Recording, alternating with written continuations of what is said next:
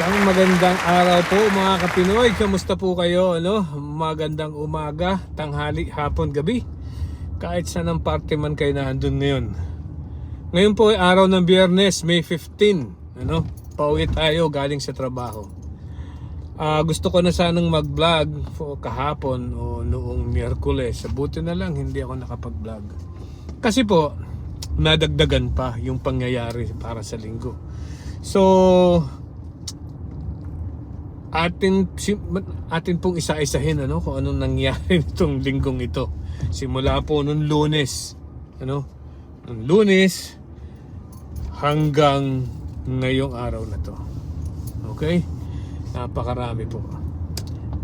At medyo hindi talaga maganda. Pero again, pag-usapan natin yan.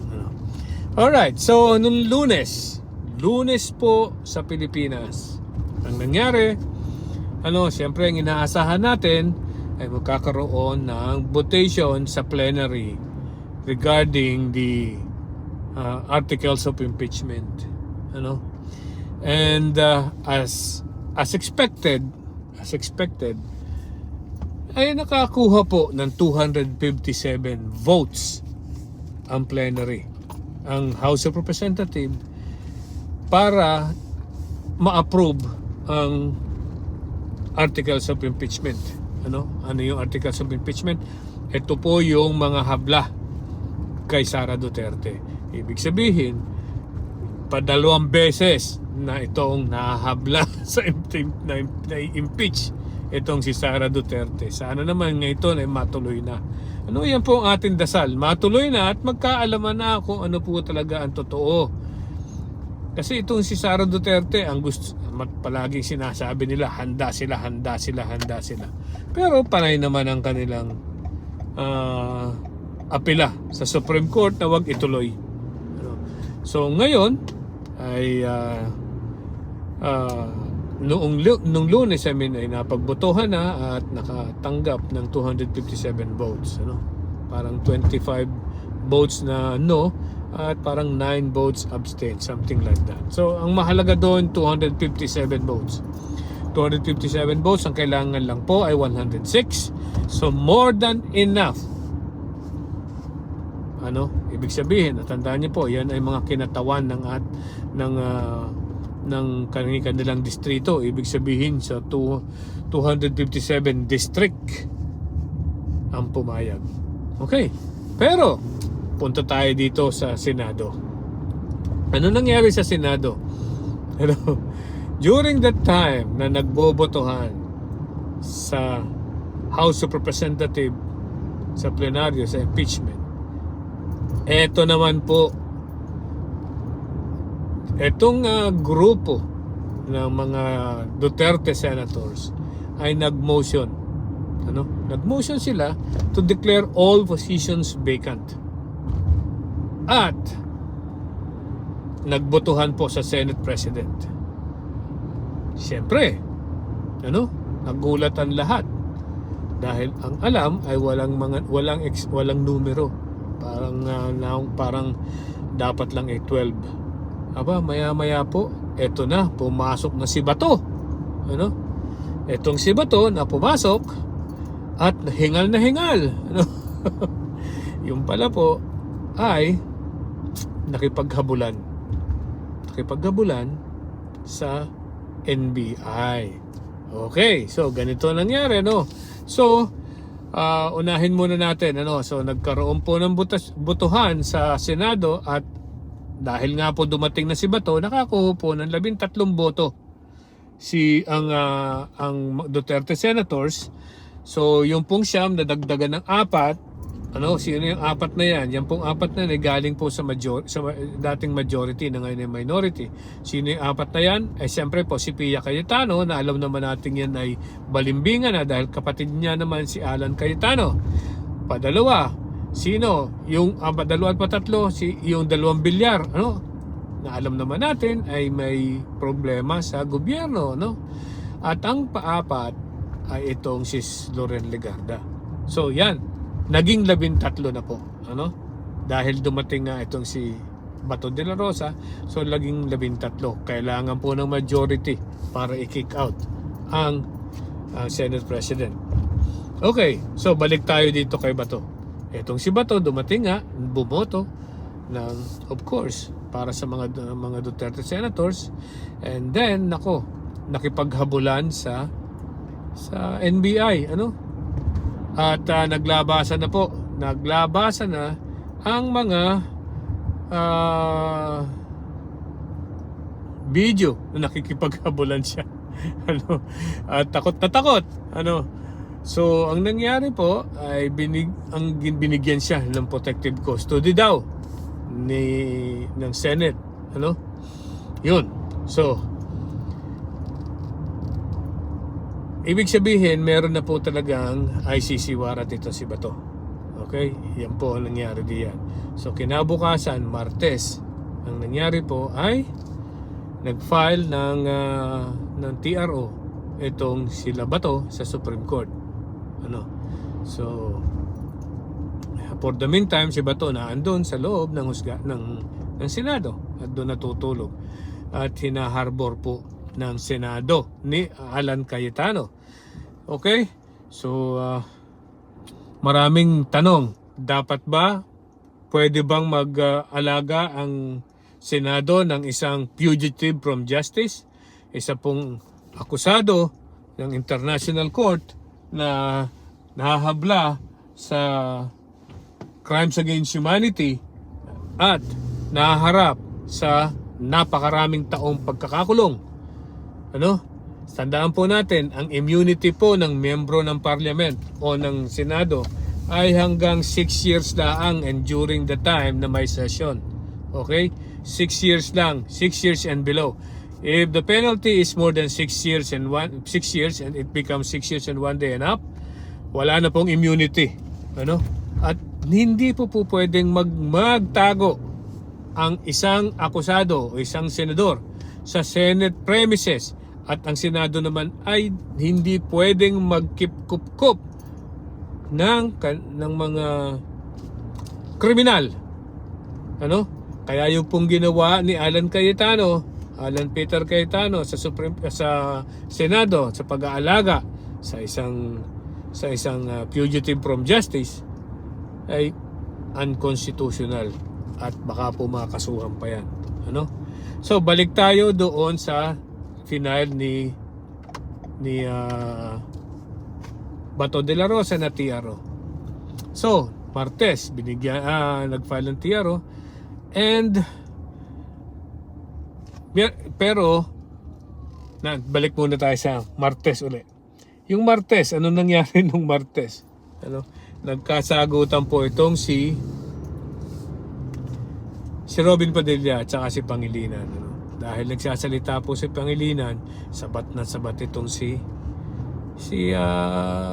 Robin Padilla. Anong nangyari? Nasigawan tuloy siya.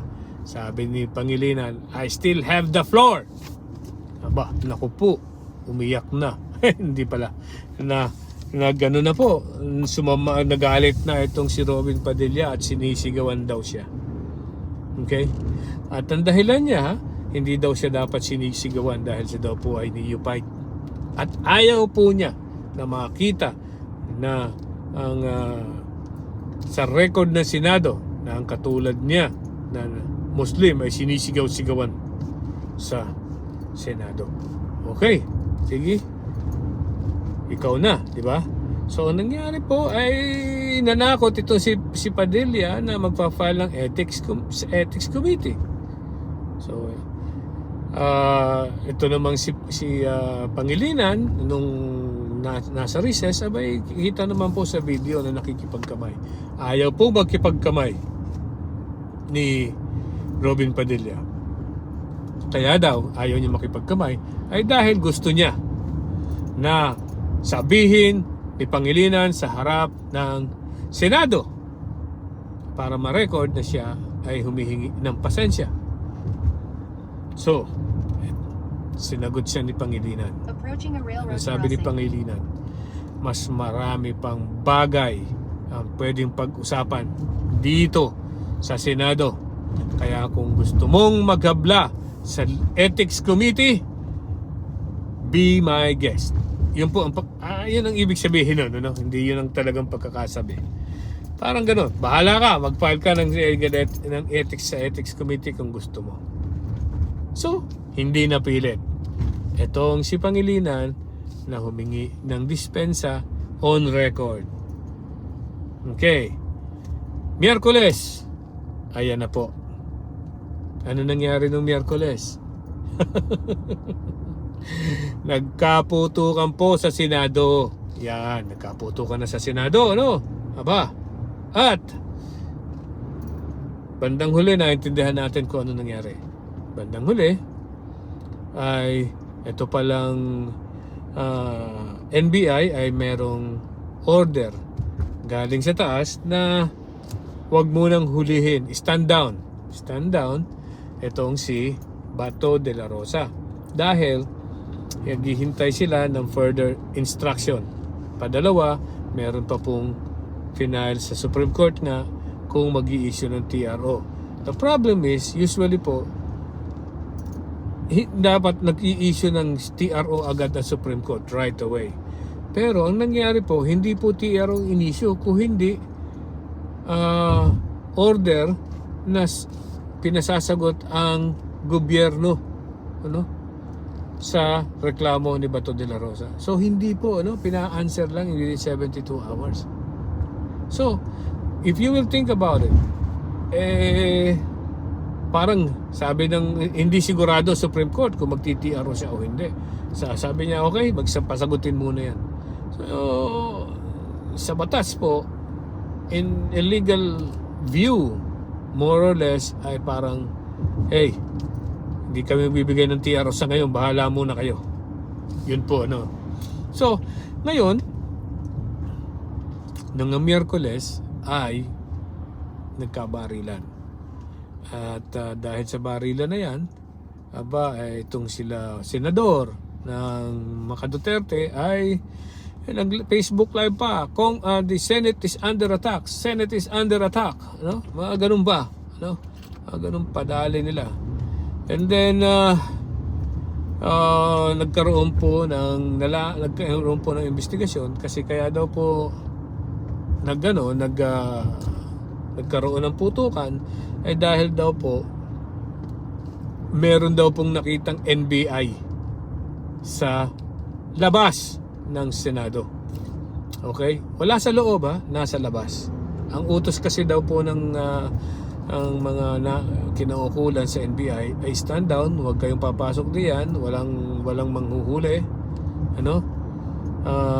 Look out lang. Di ba? Pero ito naman po mga NBI na to, kaya naman po nandun sa lugar na yon, dahil po humingi po ng tulong o ng tulong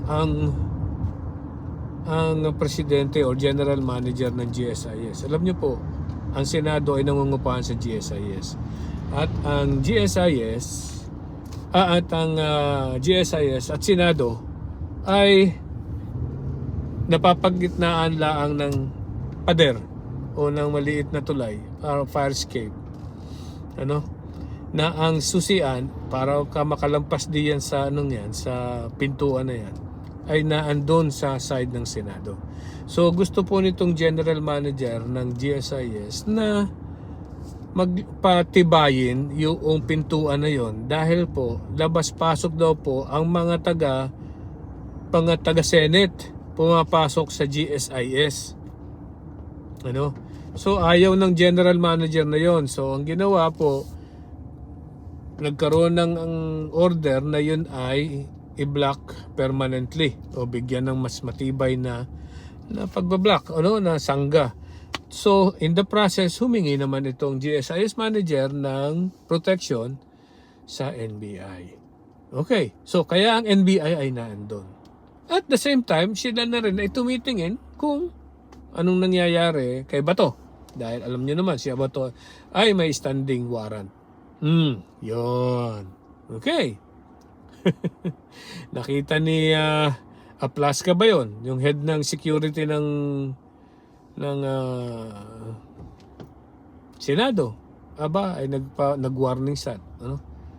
at binababa ang barel, pinaalis ang barel ng NBI. Siyempre, itong taga-NBI, wala naman akong ginagawa. At padalawa, siya ang law enforcement, ha?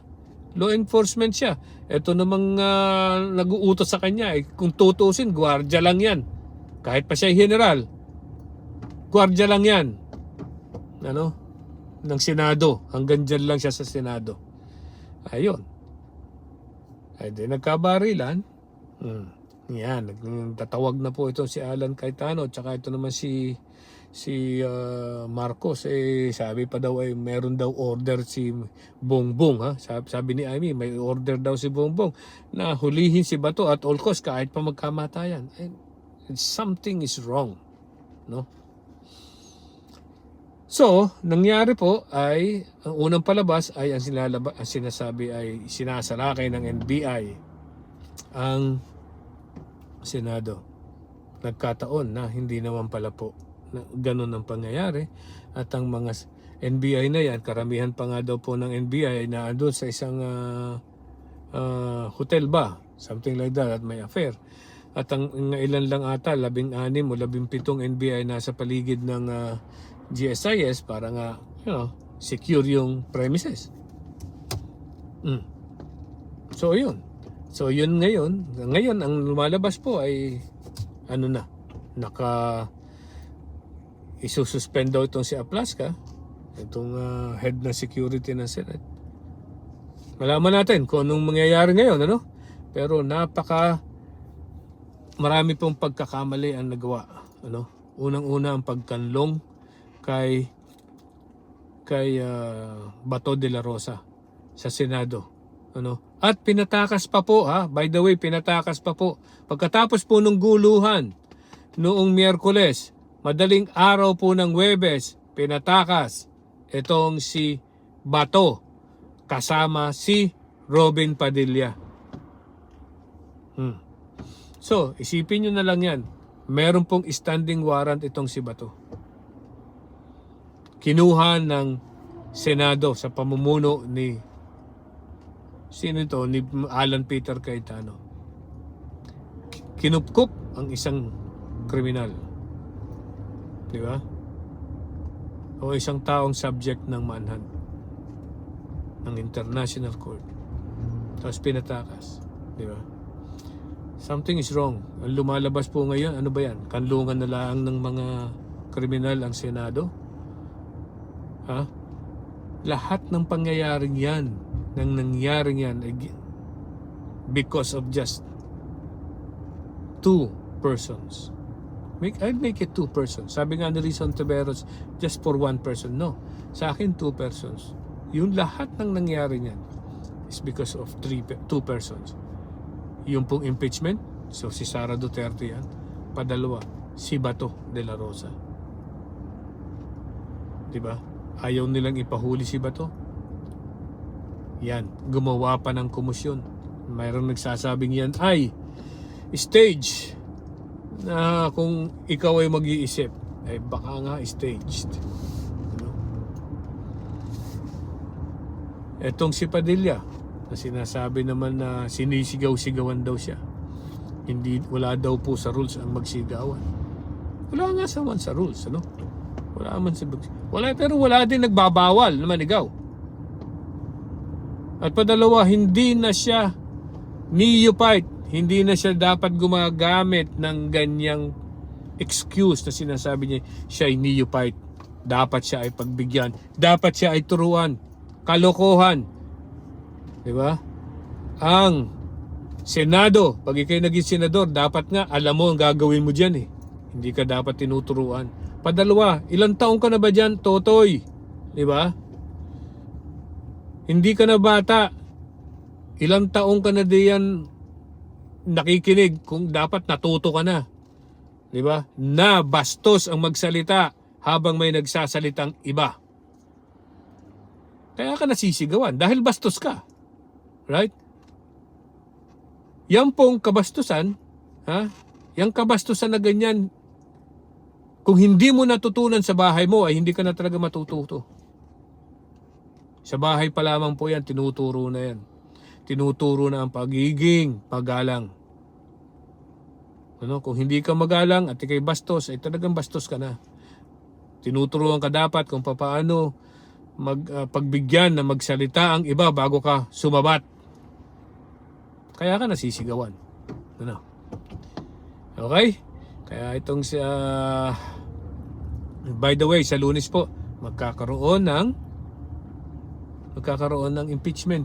Sabi ni Alan Peter Cayetano, iko-convene niya sa Lunes ang impeachment, ang Senado sa isang impeachment court. Malaman po natin. Tandaan po natin kaya yan nagkapalitan ng presidente at ng ang tawag dito, ng control ng Senado, kahit sabihin pa na hindi tungkol sa impeachment, sino ba niloko nyo, Alan? Sino bang niloko nyo? Yan ay tungkol sa impeachment, how to control the impeachment proceedings. Okay, sabi nila ay kanilang kukonbin. Okay, kukonbin nila yan, pero definitely, tingnan nyo po yan. Tagaan nyo sa bato, sa ulo ni bato. It will be drag for so many months. At kung matatapos man yan, hindi natin alam. Okay? Alright. Kita-kita ulit tayo sa isang linggo. Bye-bye!